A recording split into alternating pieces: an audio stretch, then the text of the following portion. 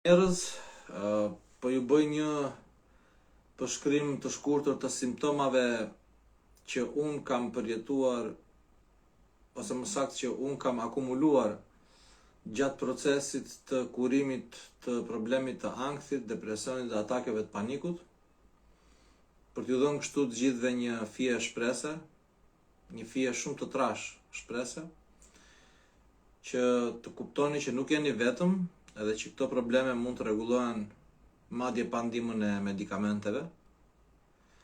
Kemi pasur raste njerëzish që kanë vuajtur me vite të tëra 10-15 vjet me medikamente, na kanë kërkuar ndihmë dhe kanë përfunduar programin Get Release me shumë sukses, duke u larguar të gjitha simptomat që mund të ketë dikush, simptomat të cilat vijnë nga ankthi, depresioni dhe ataket e panikut. Gjendja emocionale dhe mendore ka një ndikim të madh në jetën dhe cilësinë tonë të jetës së përditshme. Nëse ndjeni një sër shqetësimesh si ankthi, depresioni, pagjumësia apo shqetësime fizike që nuk kanë një shkak të dukshëm, është e rëndësishme të kuptoni se nuk jeni vetëm dhe se ka mënyra për ta përmirësuar këtë gjendje, madje edhe për ta shëruar atë. Përsa kohë arrihet të bëhet përmirësim, do të thotë që jemi drejt shërimit. Kështu që, prandaj, edhe kemi parë me mbi 200 raste, që tashmë ndihem plotësisht i sigurt për ta marketuar në mas programin Get Release, mbas kaq shumë raste dhe eksperiencë me njerëzit, që kam shkuar në psikolog apo psikiatër, apo kanë marrë ilaçe, apo kanë bërë trajtime të ndryshme pafund. Në fund e kanë gjetur zgjidhjen te unë, edhe pasi kanë shkuar te kisha dhe te xhamia, në fund përsëri kanë gjetur zgjidhjen te programi Get Release. Kështu që jeni të mirëpritur të ndiqni dhe ju këtë program, dëgjoni simptomat që unë kam nxjerrë një listim këtu për ju, do i lexoj të gjitha një nga një. Nëse e gjeni veten në 2 apo 3 apo 4 apo 10, atëherë do të thotë që ju keni probleme dhe shqetësim nga ankthi, ataket e panikut apo gjendjet e depresionit. Atëherë, le ti organizojmë në këtë formë. Kemi simptomat shpirtërore, unë i kam klasifikuar në simptoma shpirtërore. 1. E humbet optimizmin, jeta duket e pakuptimt. Nuk ke motivim për të zgjuar në mëngjes apo për të bërë gjëra të zakonshme. Ke dëshirë të mbyllesh në vete dhe të shmangësh kontaktin me të tjerët. Ndihesh i empir ose bosh emocionalisht. Ke mendime për t'i dhënë fund gjithçkaje. Ndoshta dikush edhe mund ta ketë tentuar këtë budallik. Po një gjë është e sigurt që mund të shërohet. Dhe është momentale dhe ajo gjendje kalon. Ke ndjenjën e humbjes së identitetit ose së vetvetes, ose nuk ndihesh sikur je në realitet. Ndihesh si në një vend tjetër, një botë tjetër. Ndjesi se je i shkëputur nga realiteti pra, ose depersonalizim ose derealizim, si mund ta quajmë. Ndjenje përhershme se diçka e keqe do të ndodhi. Vazhdimisht mendon sikur o bobo çfarë do ndodhi tani, çfarë do ndodhi pasaj, çfarë do ndodhi kur ta takoj këtë person, çfarë do ndodhi kur çdo gjë që shkon për të bërë e bën me dyshim edhe me frikë. Është një gjendje që është e rrënjosur aty me një fjalë. Pra ke ndjenjë të përhershme se diçka e keqe do të ndodhi. Mos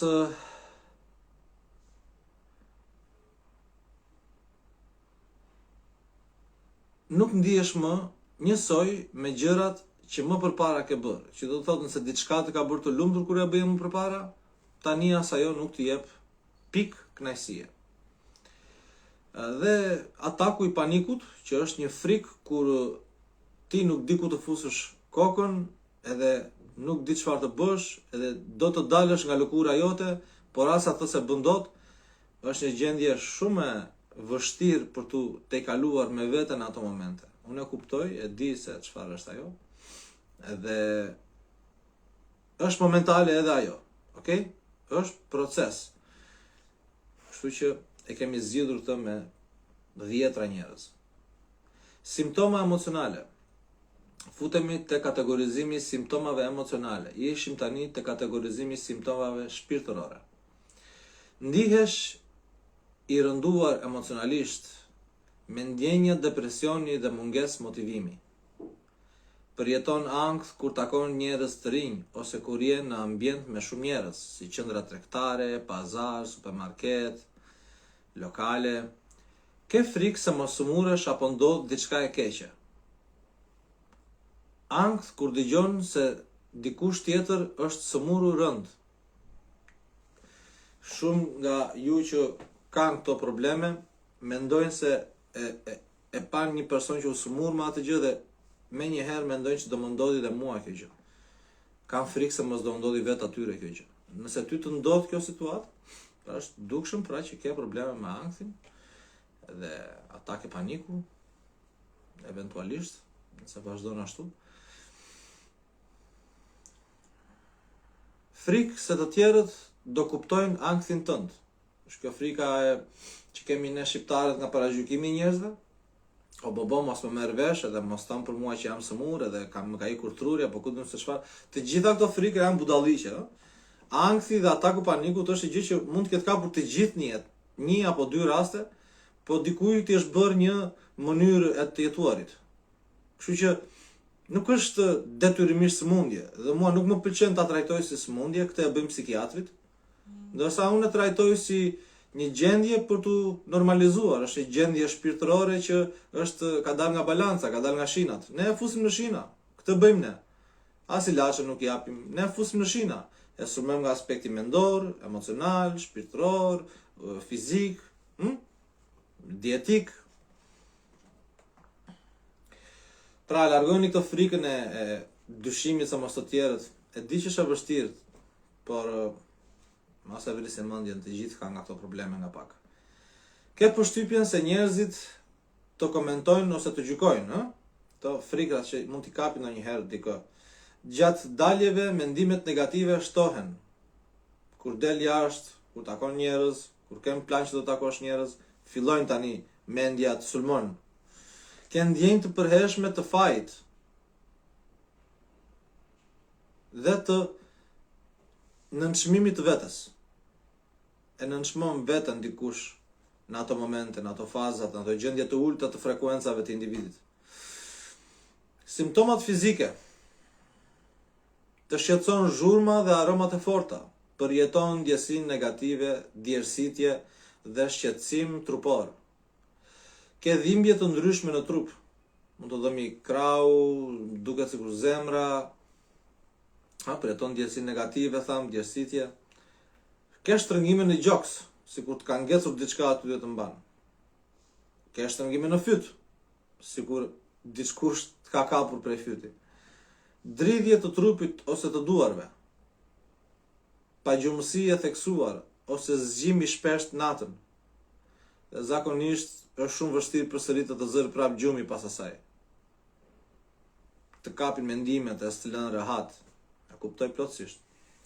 Të duket sikur nuk mundesh të gëlltisësh. Të duket sikur nuk kalon dot poshtë ushqimin. Ke dridhje të trupit ose të duarve, e tham to, po. Ëndra të frikshme që të zgjojnë me ankth apo mendime negative. Zgjim në mëngjes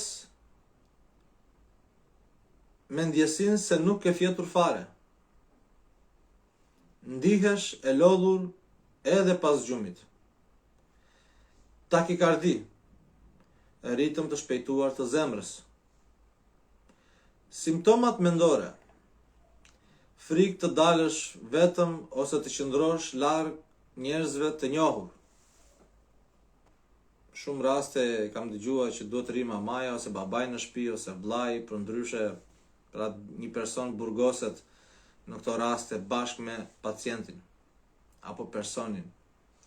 Frikë të udhëtosh me makinë ose të ngasësh vetë, duke qenë se ke qenë gjithmonë aktiv, ke qenë gjithmonë pozitiv, ke fluturuar në avion, në tren, ke ecur, ke udhëtuar. Tani, një moment të kap frikë për të futur në makinë. Se babo do ndodhi diçka. Pra kap njeriu në ajo gjendje e frikës e negative, edhe njeriu e humbet kontrollin e vetes. Fluturimi për Afrika, fluturimi me avion, apo i largimit nga shtëpia. Nuk mund të kontrollosh mendimet negative. Mendime që përsëriten vazhdimisht, i quajmë mendime obsesive në gjuhën e psikologjisë. Mendime që vijnë vazhdimisht e nuk të largohen. I kemi rregulluar edhe këto. Vështirësi që në përqendrim dhe humbje të kujtesës. Një gjë krejt normale. Që ndodh, humbja kujtesës, nuk përqendrohesh dot, në punë nuk shkon dot, nuk merresh dot me punët e tua, tani fillojnë hap pas hapi degradohet gjithçka. Ka zgjidhje? Kjo është gjë e mirë që ka një zgjidhje të mrekullueshme. Ndihesh sikur trupi yt është i mjegullt dhe nuk mund të mendosh qartë. Vështirësi për të marrë vendime, edhe për gjëra të thjeshta. Kuptohet, kur mendja, trupi është aq i ngarkuar, aq i tensionuar, kuptohet, ndikon gjendjen emocionale, gjendjen mendore, edhe të gjitha këto gjendje krijojnë një cikël vicioze, quajmë cikël vicioz, që përsëritet. Mi po përsëritja dhe përsëritja ngarkon derisa kalon në atak paniku dhe godet fuqishëm. Ataku paniku çfarë do të thonë? Shpirti po thot duhet të bësh diçka për këtë gjë. Sepse je duke jetuar jetën gabim. Je duke praktikuar jetën gabim. Dhe nuk po bën gjërat e duhura. Kështu që për ju që e gjeni veten, për ty që e gjen veten në këto simptoma, ke nevojë urgjente për ndihmë. Si rregull do duhet të thoja shkoni një psikolog apo psikiatër, por nuk është se ke të nevojshme patjetër, sepse këto zgjidhen edhe nga ty. Mjafton të duhet të dish se çfarë duhet të bësh. Edhe këtë e mëson ti te programi Get Released, që të çlirohesh më saktë, edhe pastaj vazhdon një jetë me një tjetër cilësi, edhe me tjetër dije.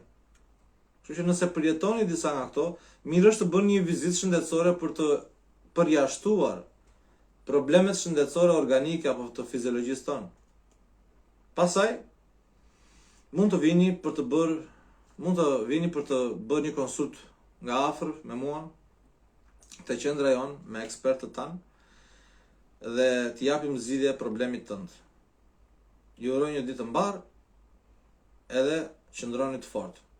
Edhe mos u brengosni. Ka zgjidhje pa ilaçe. Ju uroj një ditë të mbar. Mirupafshim.